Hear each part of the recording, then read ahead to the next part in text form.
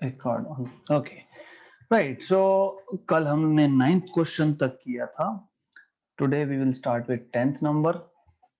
So for the stationary wave y is equal to 4 sine of pi x by 15 into cos of 96 pi t। कुछ कुछ चीजें basics आपको याद होने चाहिए, जैसे कि स्टेशनरी वेव जैसे ही वर्ड आया तो यू शुड नो ये इक्वेशन में एम्पलीट्यूड क्या होता है, राइट।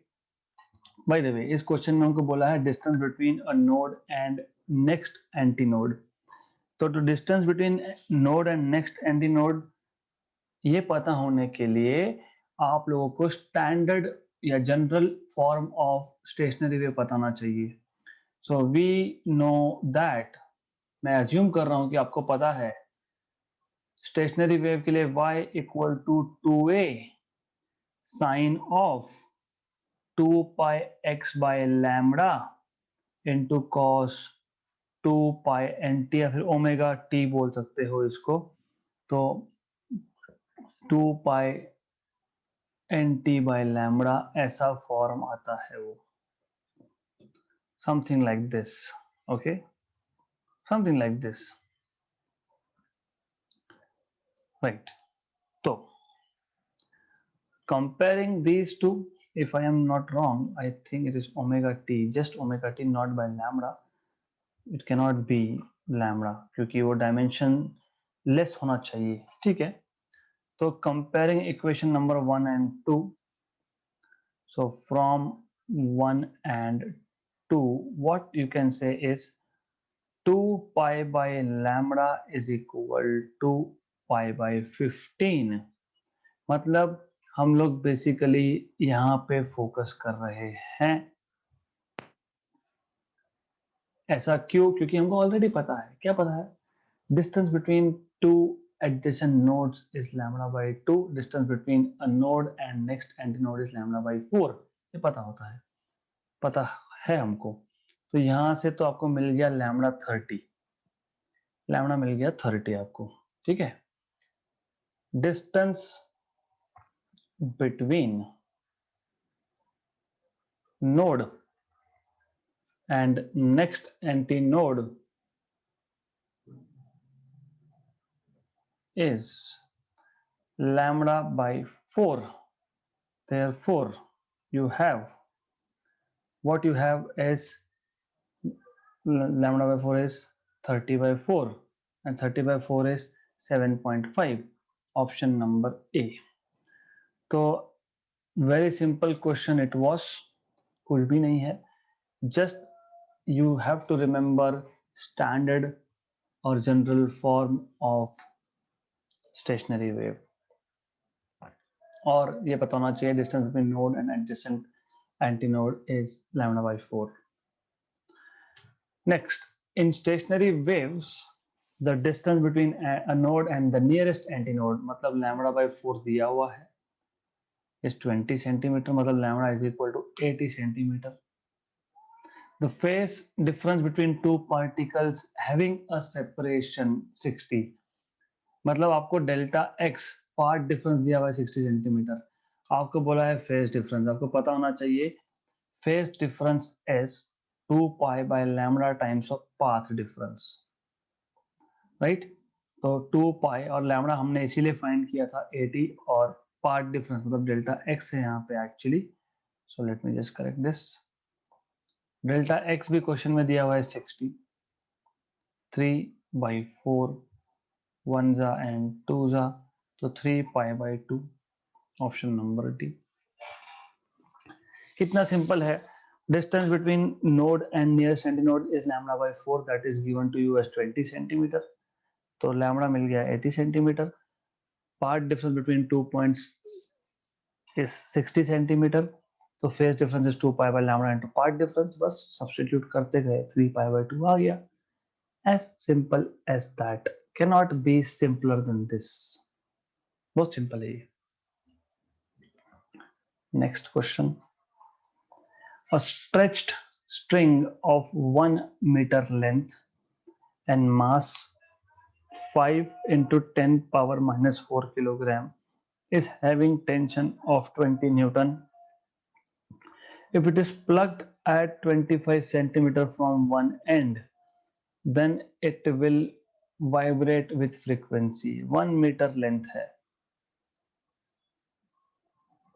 तो 1/4 25, हाफ 75।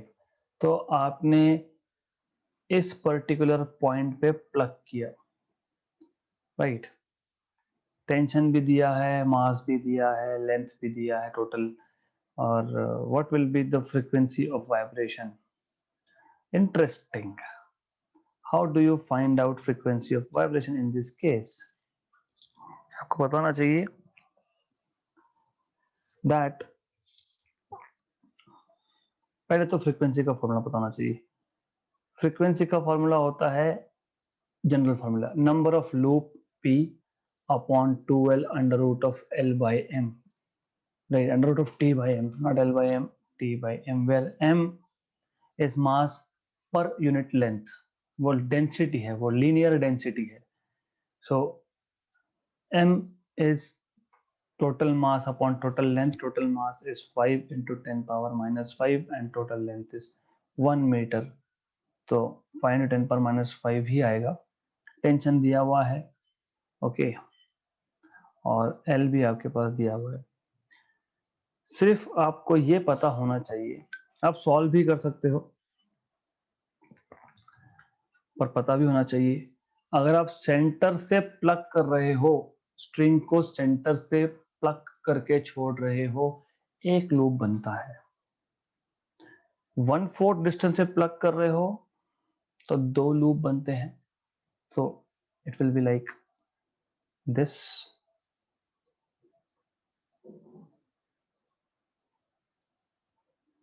तो P की वैल्यू 2 आएगी, ये पता होना चाहिए, because P is number of loops here. अगर ये नहीं P पता तो there is a formula which you have to remember, उसको बोलते हैं plucking distance. So this plucking distance is given by L upon 2P. Plucking distance कितना है 25 सेंटीमीटर, L कितना है 100 सेंटीमीटर, क्योंकि टोटल लेंथ इज 1 मीटर, तो 100 सेंटीमीटर अपॉन 2P। 1 जा 4 जा 1 जा 2 जा, तो P इज इक्वल टू 2 आ गया। तो number of loop of plucking distance के फॉर्मूला से निकालो या फिर लॉजिक से निकालो। अगर बोला होता कि 12.5 सेंटीमीटर पे 12.5 पे प्लग किया, 12.5 पे प्लग किया तो 4 लूप बनेंगे, है ना। मुझे ये याद रहता है 100 सेंटीमीटर है, सेंटर में प्लग किया 1 लूप, 1/4 डिस्टेंस में प्लग किया 2 लूप, 1/8 डिस्टेंस में प्लग किया 4 लूप, 1/16 पे प्लग किया 8 loop. This is what I remember.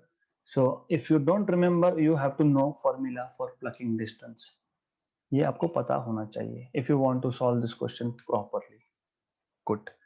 तो P की वैल्यू मिल गई तो फ्रीक्वेंसी मिल जाएगा 2/2 टाइम्स ऑफ L, और यहाँ पे L में 1 मीटर डाल रहा हूँ because we have to go into SI units. Tension is 20 newton and mass per unit length is 5 into 10 power minus 4, minus 4 है मास, minus 4, 1 जा एंड 4 जा, तो ये भी कैंसिल कैंसिल, तो 2 और 10 पावर माइनस 4 ऊपर जाके 10 पावर प्लस 4, उसका रूट 10 पावर 2, मतलब 200 हर्ट्ज का फ्रीक्वेंसी रहेगा। ऑप्शन नंबर बी आएगा। ओके, तो this is how you are supposed to solve such questions, right? So you need to know basics very well, and if you don't know basics very well, you won't be able to solve this question. Next, two similar important words. Sonometer wires given fundamental frequencies of 500 hertz have same tension. By what amount the tension should be increased in one wire so that the two wires produce 5 beats per second? पहले tension भी same है, frequency भी same है, तो beats नहीं आएंगे, क्योंकि tension same है, फ्रीक्वेंसी सेम है, तो फ्रीक्वेंसी का डिफरेंस ही नहीं है। बीट्स कब होते हैं? When you have two frequencies of near, like two frequencies, nearly equal frequencies. Beats are produced when you have two nearly equal frequencies. Nearly बोल रहा हूँ, not exactly equal. हाँ, तो exactly equal हो गया तो beats नहीं आते. Beats कब आते हैं? When you have two nearly equal frequencies. इसलिए टेंशन चेंज करना पड़ेगा, एक में तो चेंज करना पड़ेगा. Then हमको ये पता होना चाहिए first thing that n frequency is proportional to root of t. अभी देखा हमने n is equal to 1 by 2l root of t by m. तो सिमिलर वर्ड ये इंपॉर्टेंट क्यों था? क्योंकि l सेम होगा, m सेम होगा, राइट? और इनिशियली टेंशन भी सेम था, बाद में टेंशन चेंज किया, तो that is why it is important to know words, क्योंकि words will help you to solve questions. Okay, right? So right, तो n is proportional to under root of t आने वाला है आपका. This should be clear. By what amount should the tension in one wire be increased? तो percentage change पूछा है आपको to produce 5 beats. So what I will do in this question, you can solve using two different methods, but I will want to go for this method where you can say n square is proportional to t. फिर आप बोलोगे delta t by t into 100 is equal to 2 times of delta n by n into 100. Combination propagation of error from 11th standard. Right. Okay. ये पता होना चाहिए.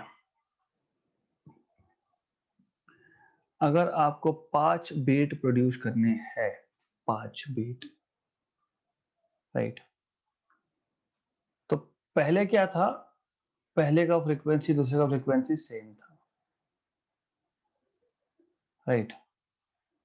और अगर आपको 5 बीट प्रोड्यूस करने हैं तो आपको कम से कम एक वायर का फ्रीक्वेंसी बढ़ाना पड़ेगा बाय 5.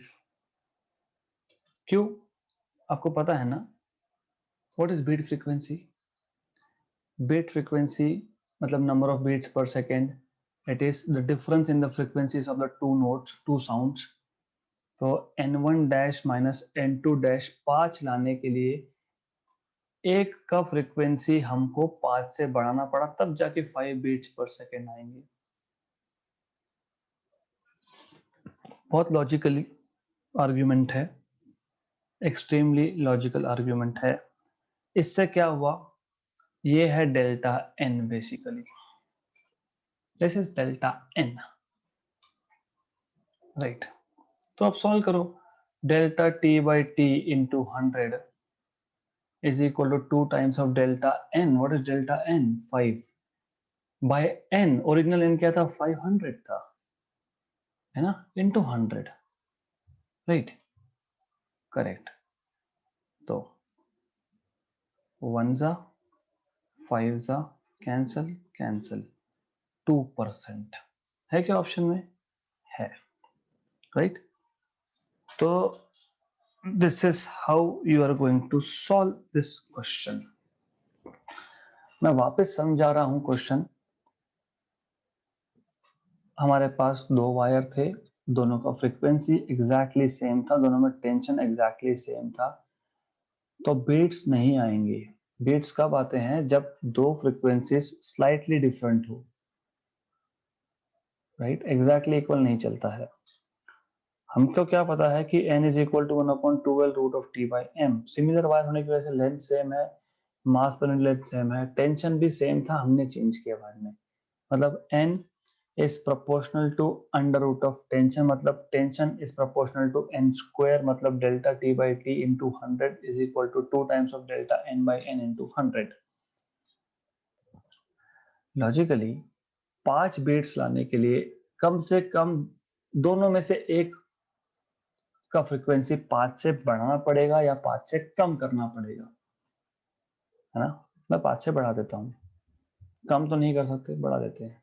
उन्होंने बोला भी है by what amount should the tension be increase. अगर मैं फ्रीक्वेंसी कम कर देता हूँ तो टेंशन कम होगा, क्योंकि प्रोपोर्शनलिटी डायरेक्ट है, डायरेक्ट प्रोपोर्शनलिटी है। तो ये भी एक चीज होती है।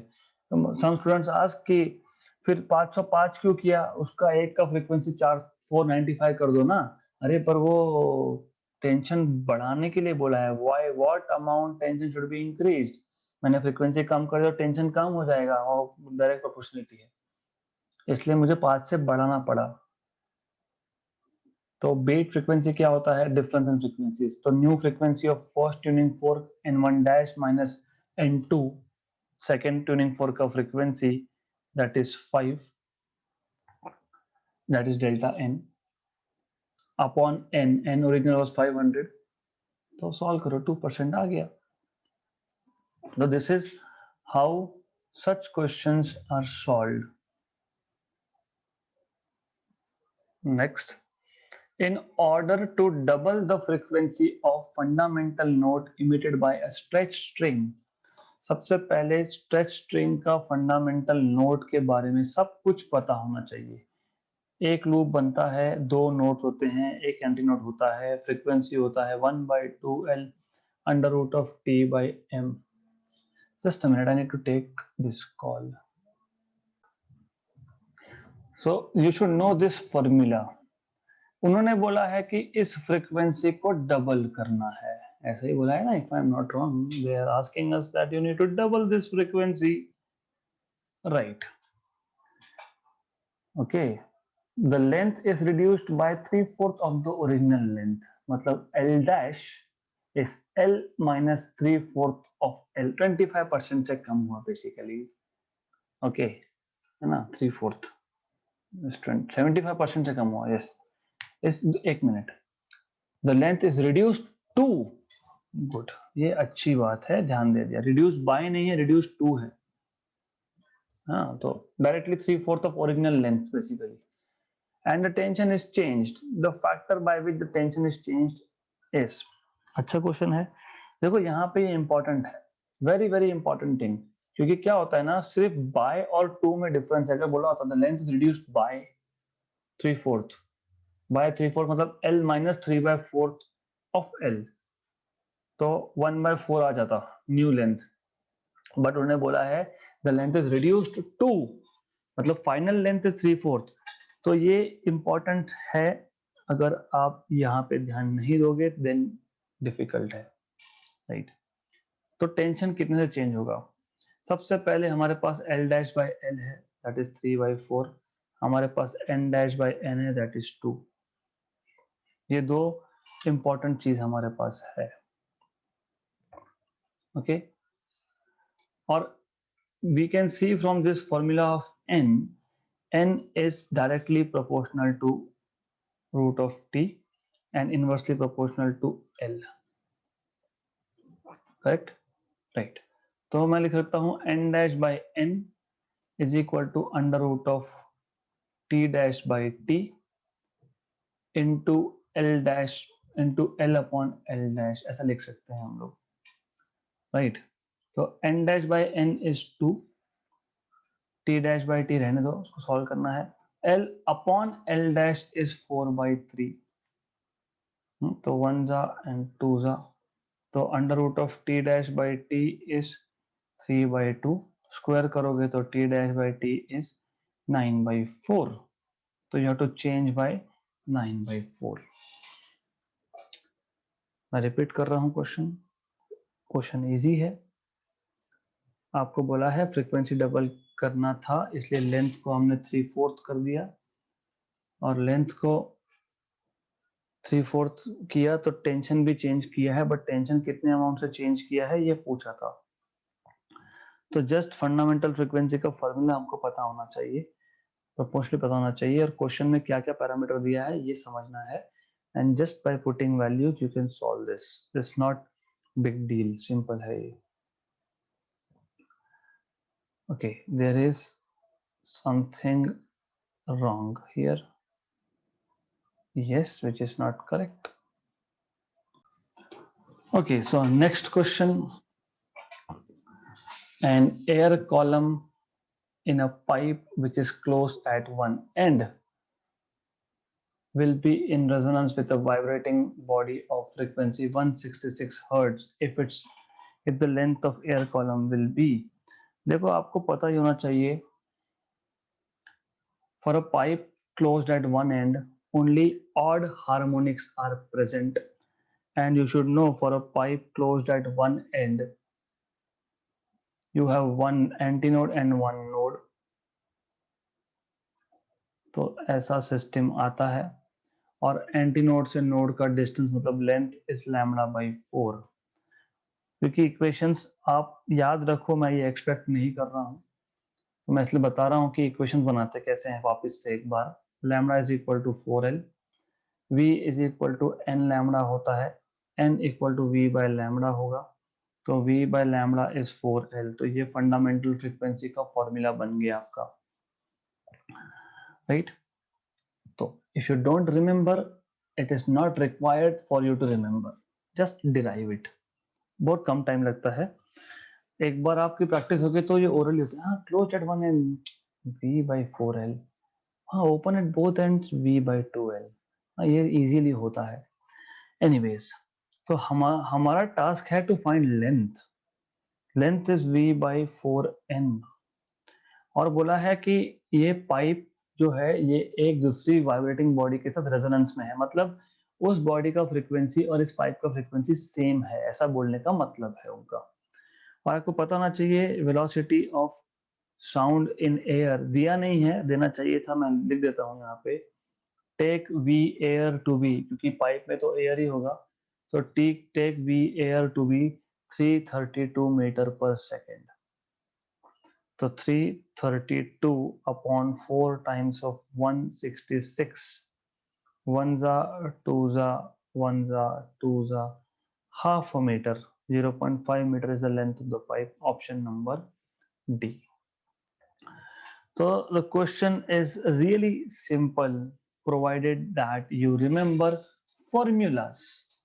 If you don't remember formulas, then you will not be able to solve such questions. Next, an organ pipe P1 closed at one end vibrating in its first overtone, and another pipe P2 open at both ends vibrating in its third overtone. तो closed at one end and open at both ends. इसका first overtone होता है third harmonic, मतलब 3 times of fundamental, मतलब 3v/4l. इसका मतलब third harmonic की बात चल रही है ना ये, तो मैं हार्मोनिक की बात कर रहा हूँ, ये पीथ हार्मोनिक की बात कर रहे हैं हम लोग, तो थर्ड हार्मोनिक की बात कर रहा हूँ मैं यहाँ पे, है ना. तो it is, you should no. So what you should know is that we are talking about third harmonic here, and pipe P2 which is open at both ends is vibrating in its third overtone. देखो ये थोड़ा सा confusing क्यों होता है, because you have to take care whether you are writing about overtone or harmonic. तो ये first overtone is third harmonic. क्यों? क्योंकि pipe closed at one end has only odd harmonics present, और for a pipe open at both ends it is vibrating in its third overtone, third N3. यहाँ पे all harmonics are present, मतलब third overtone मतलब क्या, पहला overtone 2n आएगा, दूसरा overtone 3n आएगा, and so on so fourth. तो ये 4n आएगा बेसिकली, मतलब 4v/2l आएगा, बोलने का मतलब ये होता है, right. The ratio of length of pipe P1 and P2 is, ये लेंथ है. क्वेश्चन वापस समझा देता हूं. एक ऑर्गन पाइप है P1 जो एक एंड पे क्लोज है, वो अपने फर्स्ट ओवरटोन में वाइब्रेट कर रहा है। दूसरा ओपन पाइप है दोनों एंड्स पे, वो अपने थर्ड ओवरटोन में वाइब्रेट कर रहा है। और ये दोनों vibration frequencies they are in resonance, मतलब N1C is equal to N3O, ऐसा बोलने का मतलब है उनका। और आपको पूछा रेशियोज क्या है लेंथ का, तो 3V/4L1, 4V/2L2, 1 जा 2 जा, तो ये आपका आ जाएगा L1/L2 चाहिए, V कैंसल, तो L1/L2 आपका 3/8 आ जाएगा। This is simple. What was required for you to know is formula for overtone। नहीं याद होगा तो बता देता हूँ। For a closed pipe, pth overtone is 2p plus 1n। p की वैल्यू 1 डालोगे तो 3n आएगा। For a pipe open at both ends, pth overtone is p plus 1n। बस ये फॉर्मूला पता होना चाहिए, दोनों को इक्वेट करो। और n क्या है? फंडामेंटल फ्रीक्वेंसी, और fundamental frequency for a pipe, closed pipe is V/4L, और for a open pipe is V/2L।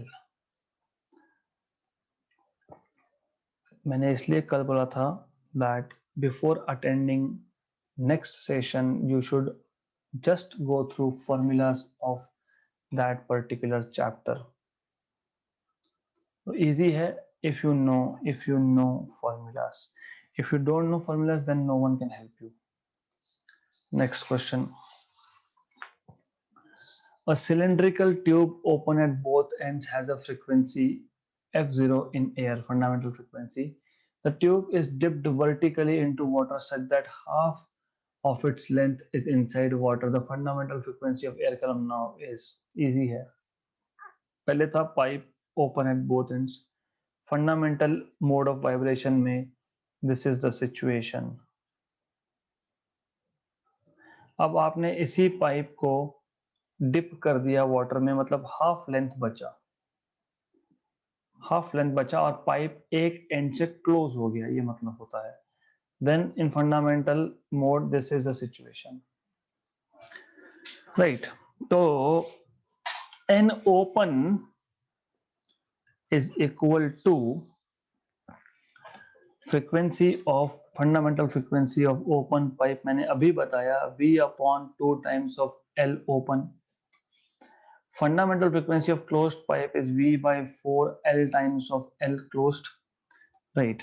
But what you can say is this is length of open pipe and this is length of closed pipe, so you can say length of closed pipe is half of open pipe।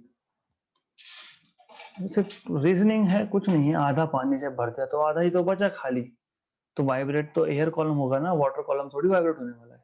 हाँ, this is what you should know. Then fundamental frequency of air column now is, तो मतलब ये आप ऐसा कर सकते हो, V/4 times of L0/2 लिख सकते हो, राइट।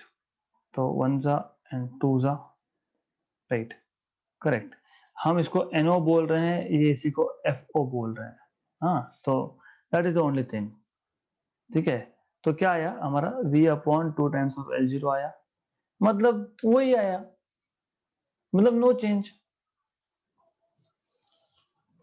तो एक हमारे पास ओपन पाइप था जिसका फंडामेंटल फ्रीक्वेंसी F0 था, उसको आधा पानी में डिप कर दिया, अब वो बन गया pipe closed at one and, उसका फंडामेंटल फ्रीक्वेंसी वही है, नो चेंज एट ऑल। तो ऐसा आपको क्वेश्चंस सॉल्व करना है, right.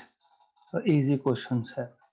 Now I wanted to take one more example minimum for today, but क्योंकि डॉपलर इफेक्ट आपका सिलेबस में से डिलीट किया गया था इस साल के लिए, इस साल में न्यू बुक्स में है ही नहीं वो, तो tomorrow I will have to tell you some theory about Doppler effect in sound.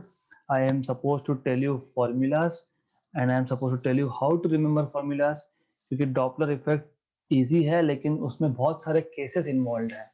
जैसे आप रेलवे स्टेशन पे खड़े हो, एक ट्रेन आ रहा है तो फ्रीक्वेंसी आपको मतलब उसका जो लाउडनेस है वो बढ़ते जाता है। ट्रेन क्रॉस करके चले गया तो लाउडनेस कम होते जाता है। तो what happens to the frequency of that sound when it is coming towards you and when it is moving away from you? मतलब observer at rest, source moving towards और अवे। उल्टा भी हो सकता है, source at rest, observer moving towards और away. ऐसा भी हो सकता है both source and observer moving towards each other. ऐसा भी हो सकता है both are moving away from each other. ऐसा भी हो सकता है सोर्स चेजिंग ऑब्जर्वर, मतलब मैं ऑब्जर्वर हूँ, मैं आगे जा रहा हूँ, पीछे से कोई गाड़ी का हॉर्न बजाते बजाते मेरे पीछे आ रहा है। उल्टा भी हो सकता है, ऑब्जर्वर चेजिंग सोर्स, गाड़ी आगे हॉर्न बजा रहा है, मैं उसके पीछे पीछे उसको चेज कर रहा हूँ। तो there are so many cases, 8 cases बनते हैं। 8 केसेस में फॉर्मूलाज मोर और लेस सिमिलर है और सिंपल टू रिमेंबर है बेसिकली। पर उस सिंपल टू रिमेंबर पूरा कॉन्सेप्ट बताने के लिए आई नीड टाइम, तो आज वो नहीं हो पाएगा और नेक्स्ट क्वेश्चन इस पे रिलेटेड है। तो I don't want to be in hurry at all, क्योंकि कॉन्सेप्ट समझना इंपॉर्टेंट है। So we will stop here. I will upload lecture immediately, क्योंकि I am not, anyways, forget about this, but I will be uploading right now.